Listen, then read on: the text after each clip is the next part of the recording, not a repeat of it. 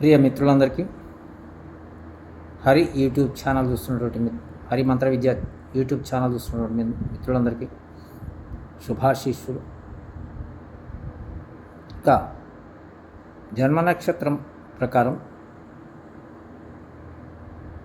మంత్రాలలో ఆరోది శుక్ర భగవాను, నవగ్రహాలలో ఆరోది శుక్ర భగవానుడు.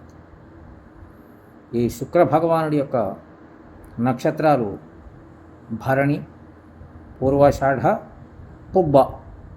పుబ్బని మరొక విధంగా అంటారు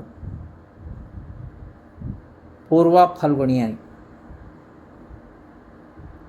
భరణి, పూర్వాషాఢ, పుబ్బ లేదా పూర్వ ఫల్గుణి నక్షత్రం వాళ్ళు ఎవరైతే ఉన్నారో, ఈ జన్మ నక్షత్రాలలో ఎవరైతే జన్మించారో వారికి ఆయా మంత్ర సాధన, జప సాధన, పూజ, ఆరాధన కార్యక్రమాలు చేసుకోవాలి. వరుసగా శుక్ర భగవానుడికి లక్ష్మీ గణపతి మంత్ర సాధన, జప సాధన, పూజ, ఆరాధన కార్యక్రమాలు చేసుకోవాలి. ఇక శ్రీ వెంకటేశ్వర స్వామి వారి యొక్క మంత్ర సాధన, జప సాధన, పూజ, ఆరాధన కార్యక్రమాలు చేసుకోవాలి.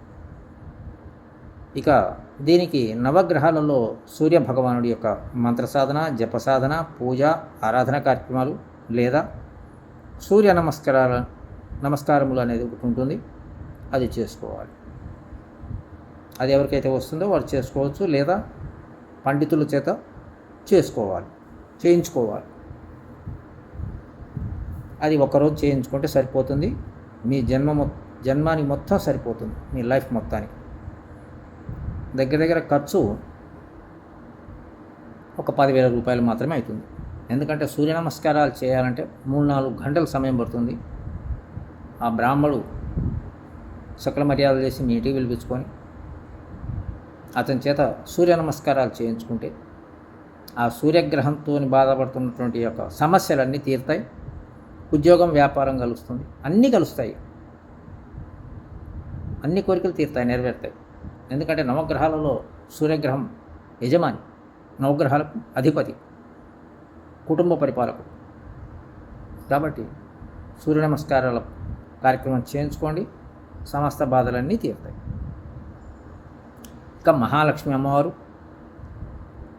దశ మహావిద్యలలో కమల అమ్మవారి యొక్క మంత్ర సాధన, భైరవులలో ఒట్క భైరవుడి యొక్క మంత్ర సాధన, జప సాధన, పూజ, ఆరాధన కార్యక్రమాలు చేసుకోవాలి. ఈ శుక్ర భగవానుడి యొక్క నక్షత్రాలు భరణి, పూర్వాషాఢ, పుబ్బ లేదా పూర్వ ఫల్గుణి. ఈ నక్షత్రం వాళ్ళు ఎవరైతే ఉన్నారో నేను చెప్పినటువంటి యొక్క పూజా కార్యక్రమాలు, మంత్ర సాధన, జప సాధన, ఆరాధన ఇవన్నీ చేసుకోండి. శుక్ర భగవానుడి యొక్క బాధలు తీరుతాయి.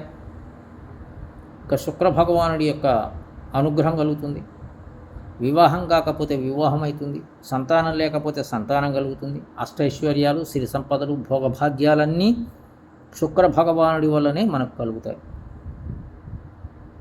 కేవలం గురు భగవానుడు, శని భగవానుడు కాదు, శుక్ర భగవానుడి యొక్క అనుగ్రహం వల్లనే మనం అత్యున్నతమైనటువంటి స్థితికి వెళ్తాం.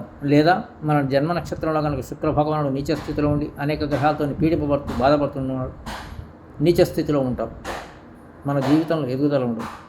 కాబట్టి నేను చెప్పినటువంటి యొక్క జన్మ నక్షత్రాలు భరణి, పూర్వాషాఢ, పుబ్బ లేదా పూర్వ ఫల్గుని వాళ్ళు ఎవరైతే ఉన్నారో నేను చెప్పినటువంటి యొక్క కార్యక్రమాలు చేసుకొని మీ సమస్యలన్నీ తీర్చుకోవాల్సిందిగా కోరుతున్నాను. మీకు అందుబాటులో ఉన్న గురువుగారి దగ్గరికి వెళ్ళండి, వారి దగ్గర మీ కష్టాలు, బాధలన్నీ చెప్పండి.